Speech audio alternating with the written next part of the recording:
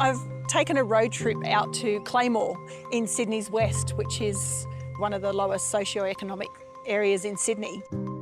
I grew up in Housing Commission with my aunt. Right here is where I'm pretty sure we lived. I know it was definitely this street. I'm sure there's happy memories.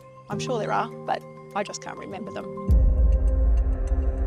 There was a tap in the front yard, and I remember that mine was the same height, and I was running in the front yard, and I just smack into the...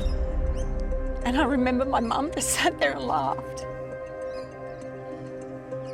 I think there was other people with her. They just sat there laughing while I was on the floor, screaming in pain.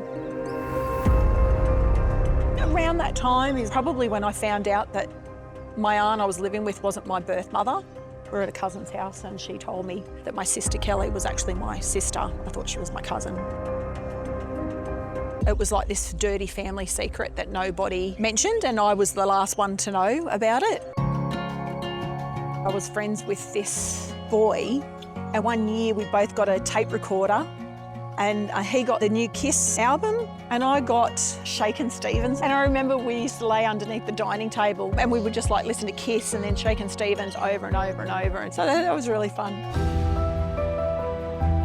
We eventually moved from here to Villawood. I think I did year 6 at a public school there and then high school over there. And turned out that one of the bullies from here actually moved to the same area, and she badmouthed me to the bullies at Villawood at the school there. And so it all turned to shit very quickly for me in high school, yeah.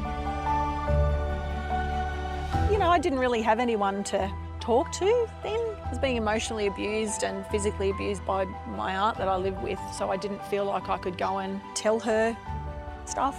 You know, she had a Seropax and Valium addiction. When we moved to Villawood, Tracy, her youngest daughter, got addicted to heroin.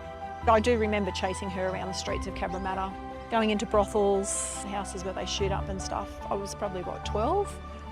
I was never given any aspirations. It was even suggested to me when my aunt's younger daughter, Tracy, was prostituting, that that would be a good way for me to earn money.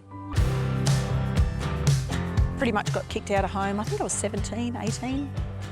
Went to live in the city in a shared house. Looking back, I think it was actually the people that I'd made friends with that I worked with. It was fantastic. I was able to buy something for myself that I hadn't been able to do or that had never been done.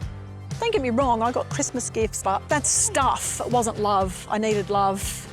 I needed love and guidance. I didn't get it.